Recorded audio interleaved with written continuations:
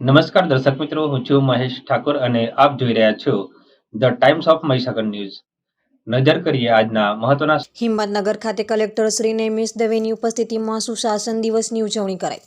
સ્વચ્છતા અભિયાન 2023 અંતર્ગત જિલ્લા કક્ષાની કચેરીઓને પ્રમાણપત્ર એનાયત કરાયા. સાબરકાંઠા જિલ્લાના કલેક્ટર શ્રી નેમિષ દવેની ઉપસ્થિતિમાં પોળો હોલ કલેક્ટર કચેરી ખાતે સુશાસન દિવસની ઉજવણી કરવામાં આવી હતી. ભારતમાં દર વર્ષે 25 ડિસેમ્બરના રોજ પૂર્વ વડાપ્રધાન શ્રી અટલ બિહારી વાજપેયીની જન્મજયંતિ તરીકે સુશાસન દિવસની ઉજવવામાં આવે છે. સુશાસનની જવાબદારી પ્રત્યે ભારતીય લોકોમાં જાગૃતતાને પ્રોત્સાહન આપવા માટે આ દિવસની ઉજવણી કરવામાં આવે છે.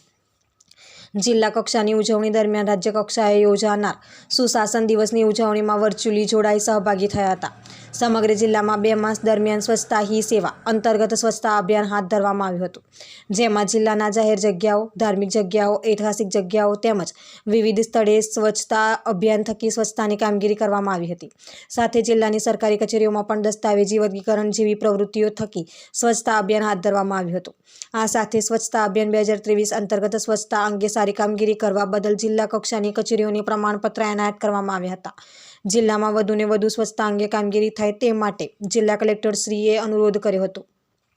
આ કાર્યક્રમમાં નિવાસી અધિક કલેક્ટર શ્રી દિગંત બ્રહ્મભટ્ટ, ગ્રામ વિકાસ એજન્સી નિયામક શ્રી, પ્રયોજના વહીવટદાર શ્રી તેમજ વિવિધ અમલીકરણ અધિકારીઓ ઉપસ્થિત રહ્યા હતા. આપના વિસ્તારના પડે સમાચાર જોવા માટે અમારી channel the times of Mahisagar ન્યૂઝને લાઇક, શેર અને સબસ્ક્રાઇબ કરો.